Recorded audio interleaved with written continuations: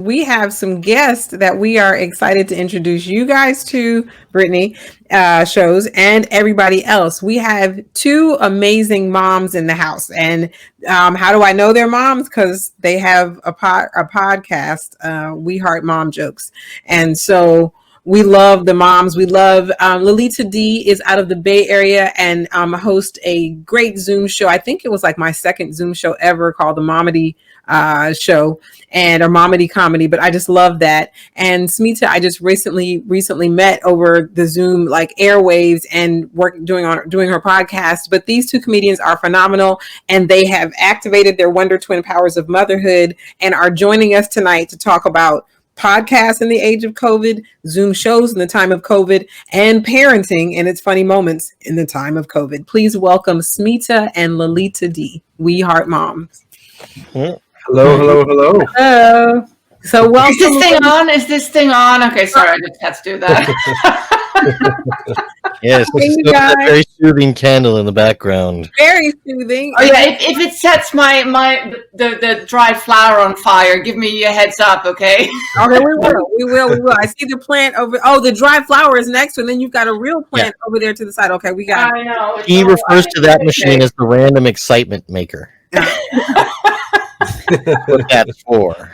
All right, you guys. So I got lots of questions, and like something I didn't think about, like because I was on your podcast a couple weeks ago, and has it come out yet, or is it out yet? Not yet. Soon. Next week. That's perfect. All right, perfect. So this week felt like people were busy with other media. Right, we were. Yeah. Did you guys know each other before the pandemic? Barely. Yeah, we just met like a few months before, and then everything shut down, and we actually got a lot closer after the pandemic somehow. All right, and so like, what made you guys decide to do a podcast together? Everybody else seems to have a podcast, so we felt like we should have a podcast. That's really, like we felt like we're not young and hip. Like I don't have a TikTok, let's do something. And of course we should have gotten a TikTok. Like a podcast stopped being cool, 25 years ago? But anyway, that's what we went with. Yeah, we had to, for the full pandemic experience. So having a podcast is the full pandemic experience. I felt that there wasn't anything out there that made fun of parenting. There's all these kind of, get in touch with your inner feelings. We love you. You're exactly where you need to be. It's like, no, I'm not exactly where I need to be because I'm stuck in a house with a teenager. I need to be on a beach in Hawaii without the teenager. That's where I need to be. So that all that kind of, channel your inner whatever. So we wanted to make a podcast that just made fun of how horrible it is. Yeah. And if it feels absurd, it's because it is. So, let's celebrate how bad it is. Yeah.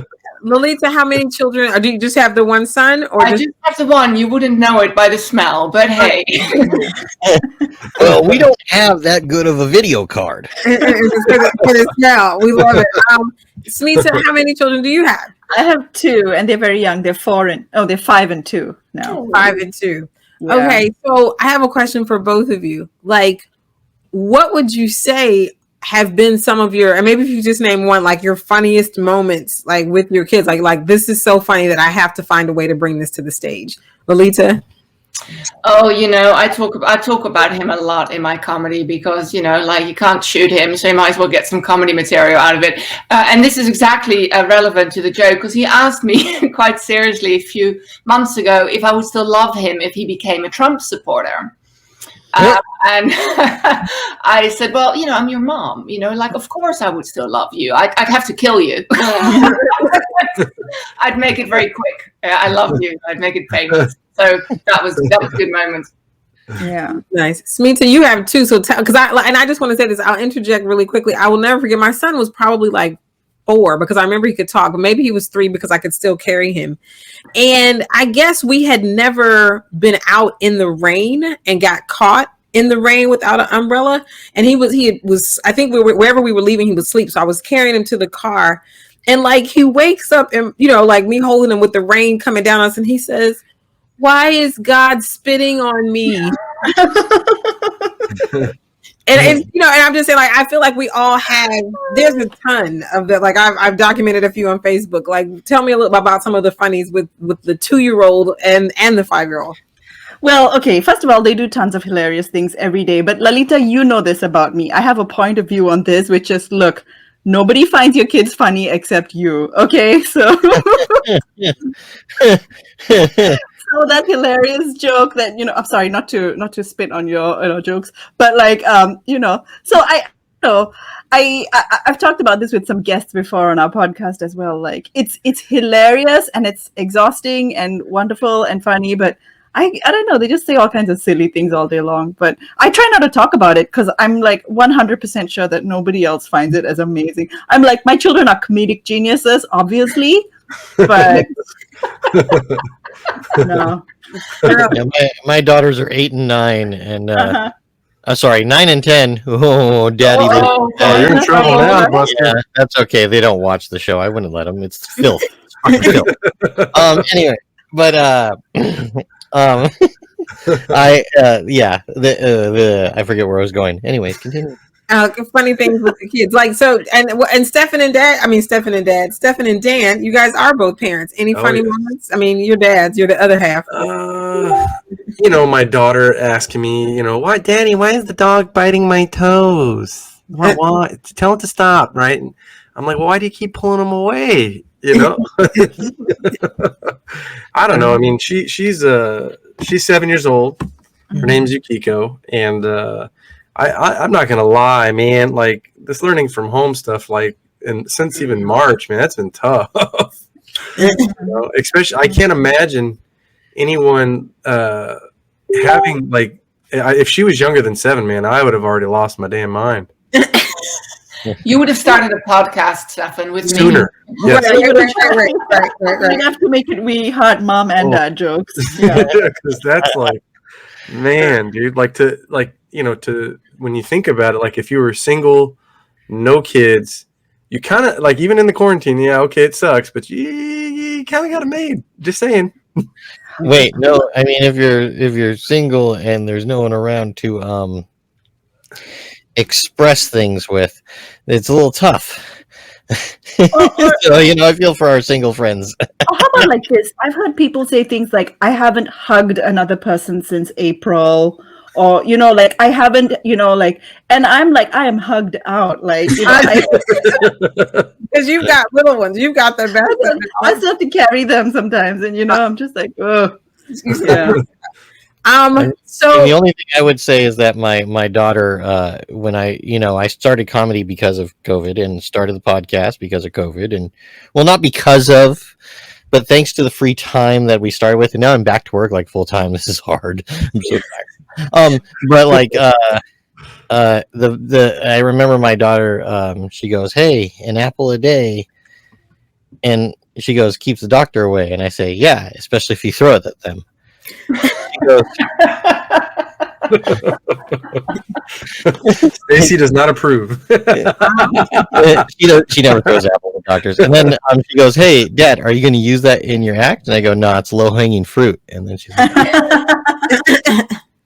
so I haven't used it in my act yet because it's like, where do you shoehorn that in? Like, hey, listen to my dad jokes for a little while. I'll be that guy. Brittany put something up here. When Haley was 4, we had just gotten our puppy Billy. Billy nipped her, so Haley bit her back. We heard a loud yelp. Asked Haley what happened. Her response, "Well, she bit me, so I bit her back." that's comedy gold. That is comedy gold. That dog will learn. That's Getting ready for adulthood. Like all my adult relationships are followed that principle. And let's go back to the beginning. Lalita, how long have you been doing comedy? I've been in comedy for about 3 years. Okay. Yeah. I you probably won't be able to see this on the Zoom filter, but I'm a little on the wrong side of 21. And so I turned a certain age and realized that the next stage of my life was going to be dead. And so I should get to my bucket list, and comedy was on it. So I went for it. And so who would She's you amazing at it. Oh, so who would you say, like, Like comedy is a big thing. Everybody tells that story, but was there any comedian or comedians that you had heard up to that point that then kind of led you to have comedy on your bucket list? Inspired you, influenced you? Not really. I mean, women doing comedy have always inspired me because there's a way that, like someone like Joan Rivers, who could just be so mean, but so funny at the same time. And that's kind of my brand of humor. And it's hard to be that in real life because people don't know what to do with you. Yeah, it's funny, but it's not really. And are you just being a... Can I swear a little? Can you just be the B word? And I don't use that word now often, but people think that. And so comedy is a place where actually it's the only place where I can really be myself. I have to filter myself in real life because I'm an asshole, but I'm also funny.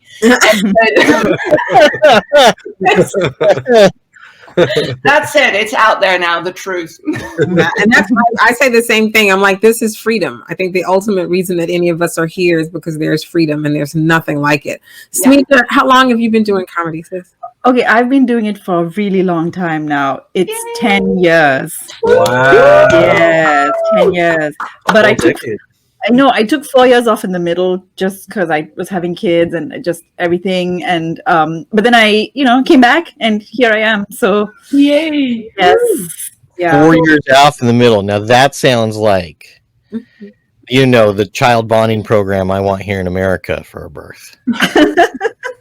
That sounds like the right amount of time. Like, hey, I'm having a kid. When will you be back? You're going to have to buy 4 calendars. I mean, like, when you're that sleep deprived and cranky and like just in this fog of hormones, nothing's that funny. You're like, you know what? I don't feel like laughing. I have slept for 2 hours. Yes, I can tell you when my wife went back to work and our kid was very colicky, didn't sleep very well, and then she went back to work and I'm sitting there, and my mom already had passed away. All family members are far away. And I'm sitting there kind of between laughing and crying. Yeah. Right? Because it's like, fuck, dude. Like, I had no sleep. I feel like shit. But, it's also kind of funny. A little bit. Plus time, then it gets funny. Yes. Yeah, plus time, exactly. So, Smita, for you, so you're 10 years in the game. Like, who were some of your influences? Like, what kickstarted you into comedy? Well, actually, I've always been like the class clown. I think we all were, right? Probably everyone on this thing, the one always talking up, talking back, and all of that stuff. So I was always. They used to pick on me. Oh, well, that's the other one. Right? That's the other one. Yes. Yeah. Class clown or the one that was bullied. Yes. By the class clown. Yeah, it's like, tell me your trauma and I'll tell you what kind of comedian you probably are. Like, oh man, that's a great sense, Smita. Let's do this. Yeah, do it. Yeah. So yeah, and just I don't know. Like, I think I remember seeing people like Russell Peters, who's this Canadian Indian comic, and amazing. He's amazing. And so like just being amazed by how good he was, and also it was like, hey, Indian people can do this and talk about being their lives, and it was really eye-opening for me. So yeah, but over the years, all his stuff about his crazy parents, I love it. That stuff gets me all the time. Yeah, I admire like Indian comics, and I've been one of our great I think Zoom show runners in this time. His name is Mayur Chauhan. I'm sure. Oh yeah, he's great. I love doing Mayur's show, and one of the things I tell people all the time that I had a whole bit that got inspired because he has always a lot of Indian comics. And in one show, like I was begging him to get on a show, and it was like around Indian independence.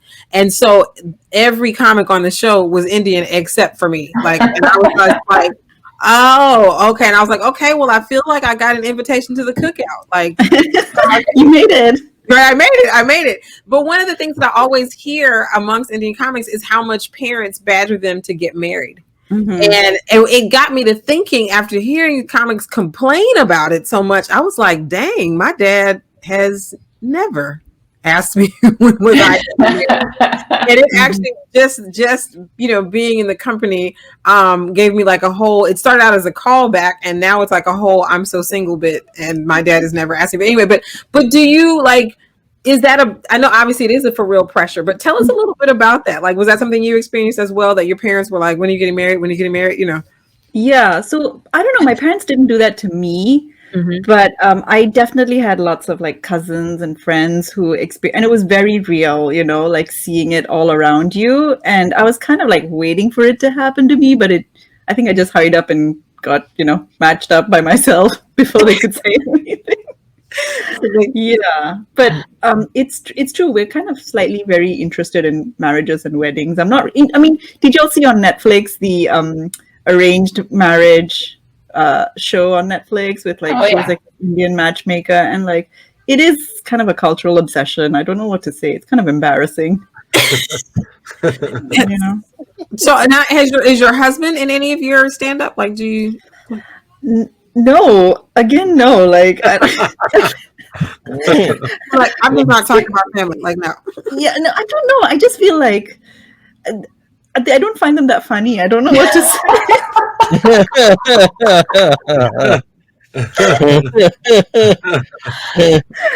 Yeah. You're like walking around. I'm the funny one. You see that.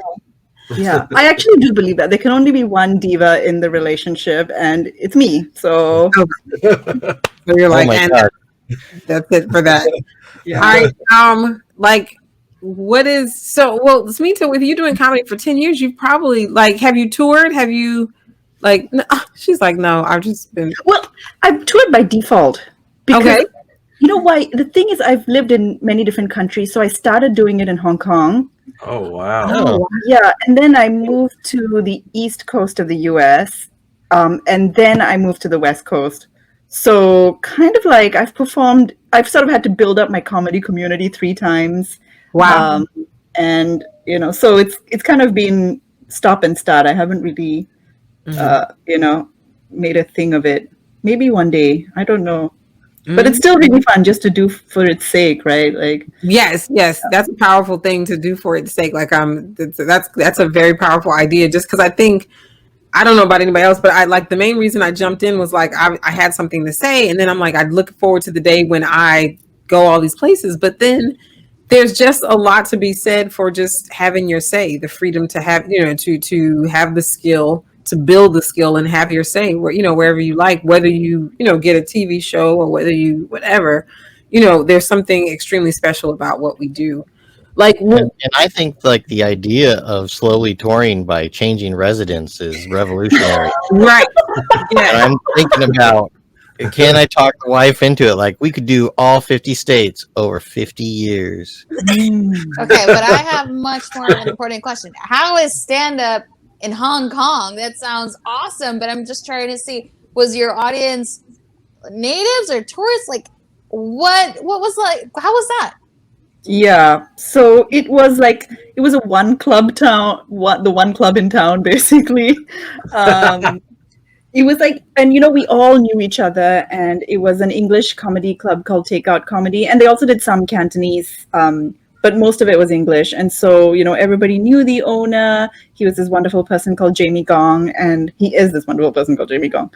And, still alive, folks, still alive. Yeah, it had that kind of small town feel just for that reason. And there's a lot of English speakers there, and so yeah, we had packed weekends, and they even brought in comics from the US to perform for a few weekends. So that was kind of cool. I don't know, people like Paul Ogata, Butch Bradley, can't remember other names. I think if we're talking about exotic places where we've done comedy, I feel I need to pipe up. And, I used to do comedy in Wisconsin. Right. Ask me whatever you want. Ask me whatever. There was also some English clubs there as well. When exactly did you get sick of the beer and cheese diet? The original. Wait. You're originally from where again, though? From Amsterdam. Amsterdam. So the beer part. Maybe, I'm sorry, Wisconsin people, close your ears. Everybody else, listen. Wisconsin cheese and. Oh my gosh! I'm sorry. That's okay. We're in California. We're okay with that. Right? And the beer, yeah, I'm not a big beer person, but yeah, I guess the beer is good in Wisconsin. If it's between beer and cheese, if you had to lock me up in a room with either or, I'd go for the beer and have the cheese imported from the Netherlands. Did you Yes. did you develop a local accent too to add on top of your own accent, like The Wisconsin y'all? accent? Yeah. Oh I don't my think so. god! I don't know. Yeah. No cheese is shit. Like, how does that? I'd like to hear like this. Yes, yes, yes. A completely hybrid Wisconsin Netherlands accent. Sounds beautiful. Your fantasy. I'm an international touring comedian. What can I say? Yeah, we both are. Look at us. I was gonna ask you. The question originally was, "What is your dream stage? Like, where? Like, is there if you have a dream of where you want to perform? Is it like Caroline's in New York, or is it like whatever Staples Center? Like I don't know. Like what Lalita? What would be your dream? Oh, Hanging in a cage, a bunch of big people with leather. no. That's just fine. That's just fine. Never mind. Oh, that's a hard one. Somewhere super queer, I guess it would be. I mean, the Bay Area is good. Somewhere big in San Francisco, I think I'd be very happy. But I wouldn't say no to New York City Okay. either. But somewhere where I wouldn't have to worry about offending people. And so for me, it'd be more quality than quantity. I'd rather have 20 super engaged, fun audience members and 1,000 people booing. Right. I think my cage idea would not be offended by very much. Like they'd be fine with a lot of things. Right. As an international touring comedian, Smita, where is your like dream stage? Okay, so I had like a little time to think about this while Lalita was speaking, right? You know what? In this year, I would take any public venue. Right. A third grader like schools like, no, I got my clean stuff right here. Here we go. Just any place where I can see other human beings close up, I'm good. That are your same height and not. Not children. No. Yeah, but I don't know. Like I think okay, is it basic for me to say I would love to have a Netflix special one day? These are the things That's not basic. It's ambitious. Yes, I am a person who believes in vision. So yes, tell us more about that Netflix special that you'd like to do. Oh my god, just so then I can like show it to my parents and be like, see, I'm cool. Right. So basically, it's for bragging purposes. Yes, Right. yes. International bragging purposes, yeah. Did you see the Yvonne Orji HBO? I think HBO special? Because she was just like, what is it, Mama, I made it, Yes. And her whole bit about, she says, if you ask my mother, you can see my daughter on HBO. Like that's her, like that's, that's a good special. I think it's a great. I feel Stacey's big on TikTok, and there must be some techies around here, and I reckon we can fake a Netflix special and somehow stream that onto your parents' TV, and I feel we can make this happen somehow. Wow, elaborate, but I like it. Dad, I went to source number 2, like you said. This is real. I love how all of you guys are like, I need to impress my parents. My parents are like, we gave up on that train wreck a long time ago. Like, she was on Jerry Springer in her early 20s. No, I think I was 18. Like, after that, my family's like, we have no hope for her. Whatever. She does what she does. It's weird. I hear that all the time, and it's strange because, like, at comedy shows, you hear stuff like that a lot. And the last open mic I was at, people were telling me about it, and I came up and I said, so my parents support me and the other comedians at the show and stay the whole show. So I'm going to suck. Anyway. Oh, like that bombed horribly. I don't know what quite happened. You'll have to tell me again. Interestingly enough, like my dad, whom I love, of course, like we all love our parents and feel like they're the reason that we're not as great as we could be. Like, I mean, we can unpack it another day. Yes. But my dad, who never encouraged anything performance in my life, encouraged me in no way to pursue what I'm now pursuing. I feel like it was an act of defiance to finally get here. Mm-hmm. Finally, after he sees my show, he says, well, I don't regret anything I've ever done as your father because you are doing this great thing and you just do so well. I don't know what I taught you. And I'm going, nothing. Like you taught me nothing in my mind.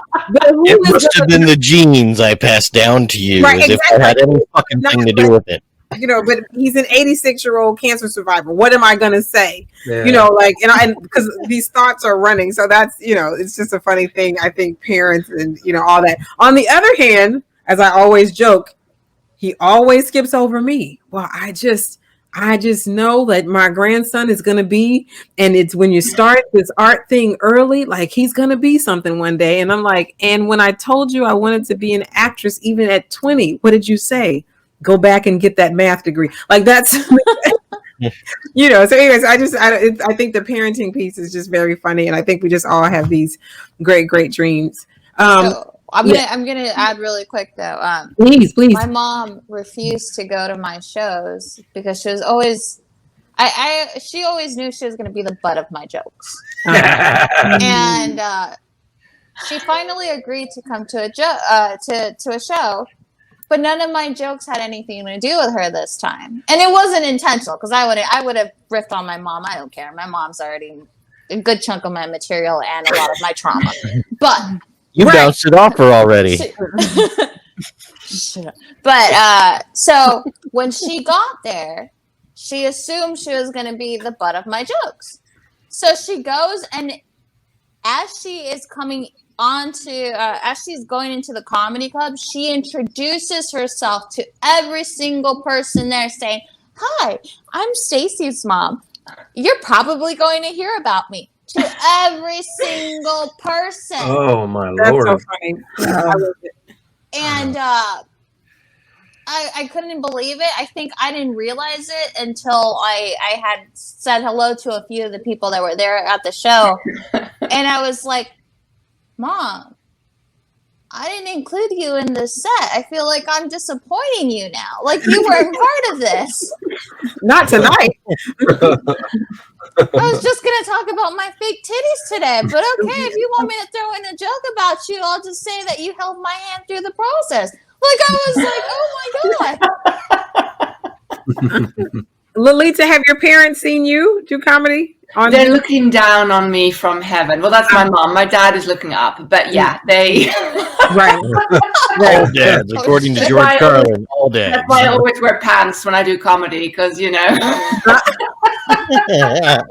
is too funny. And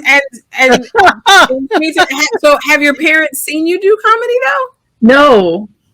they don't even know. Shh. Come on, no, they know, but no, they don't. I mean, but I haven't really been in the same country as them when I'm performing, so. But we're on Zoom now. Like, have you done Zoom shows? Yeah, but I didn't invite them. I don't know. Okay, I know. It's true. I ran out of excuses. Thank you for calling me out, Dana. No. Okay, all right. So as I know, we've got we're so so grateful that you guys came. I got like a couple more questions for each of you. All right, Lalita, you first. Okay. Your son becomes 18 and says, "Mom, I want to be a comedian." Your answer is? Do it, because you know what? It's one up from being a YouTuber, which is what we're heading for. So yes, I will consider that a win.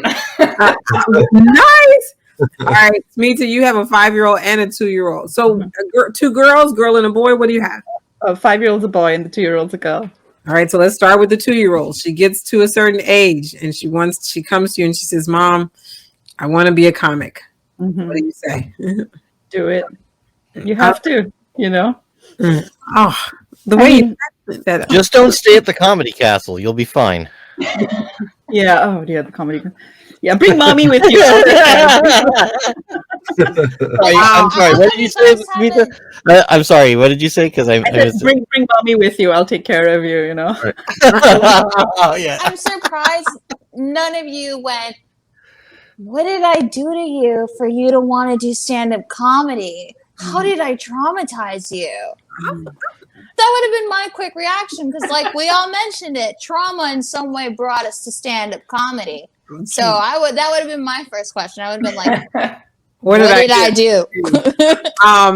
Your 5-year-old says, the boy. What do you say to him? It's the same thing. Like if you have the fire, like you have. I mean, the numbers are not in your favor, kids, but Give it your best shot. Yeah, you know, you don't want to do a little degree on the side just in case. Yes.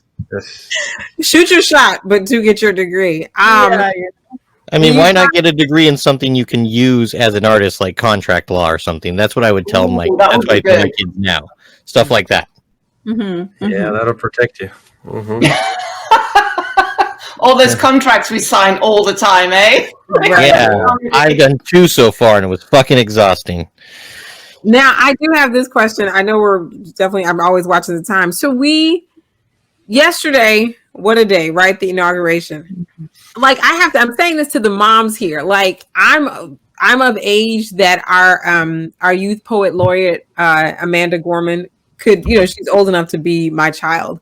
Like, did you guys have like a sense of pride watching her like do her thing, or what? I don't know. maybe it was just me, but as I saw a comedian do on Instagram, she does a lot of stuff, and she says, I understand now why God gave me boys, because if that was my child, like, I would have cut up on them all, just like, go baby, go baby.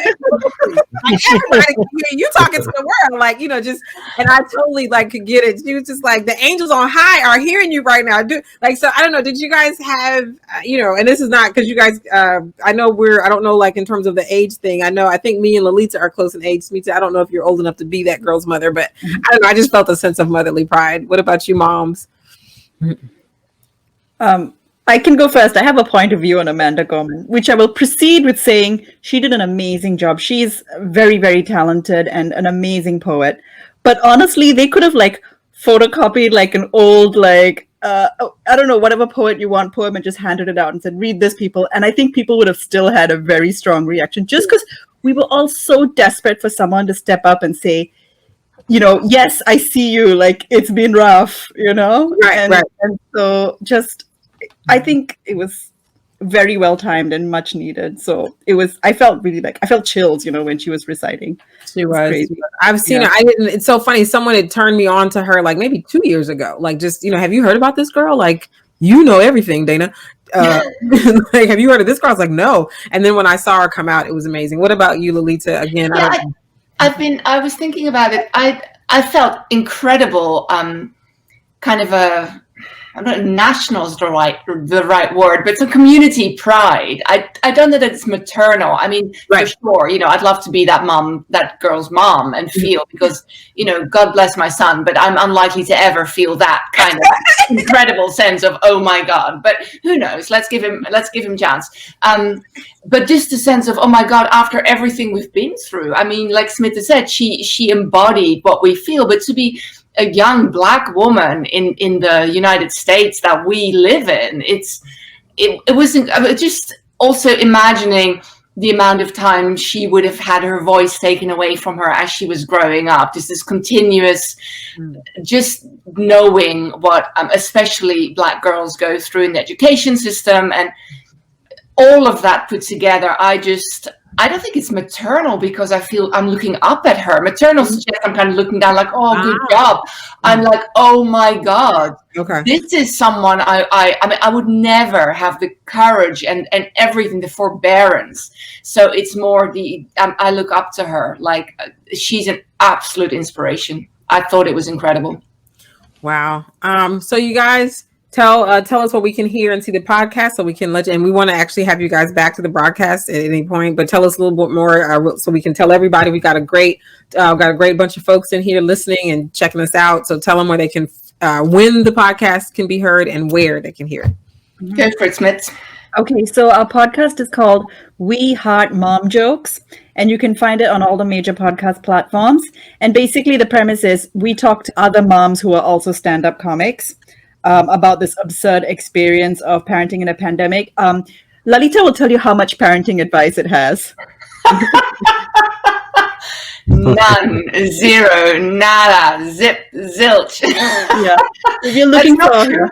We've done about 12 episodes now. We've done it in 2 series, and the first one had some very good ice cream advice. I won't say more. You're going to have to go and listen to it. And then the second one, I forget now who it was. It might have been Deva. It was Deva, and there was a little bit of unwitting advice.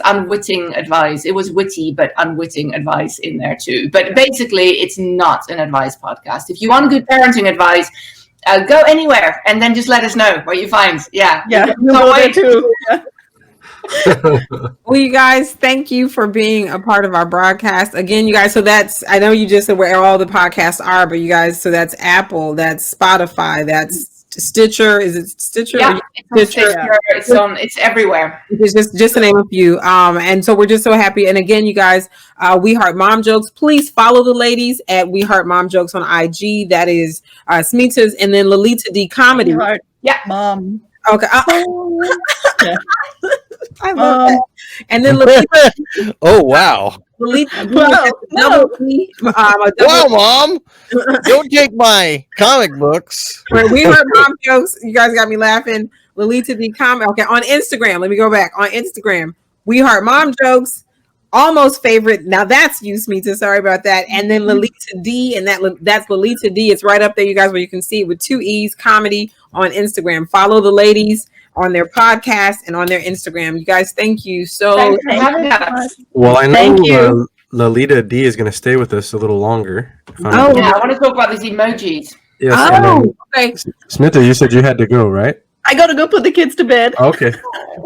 Thank you for hanging out with us. Thank All you. right. By the way, a bit of parenting advice: never use a hammer. Oh my lord. Jeez. Ay, ay, ay. Wow. Okay. All right. Bye. Bye-bye.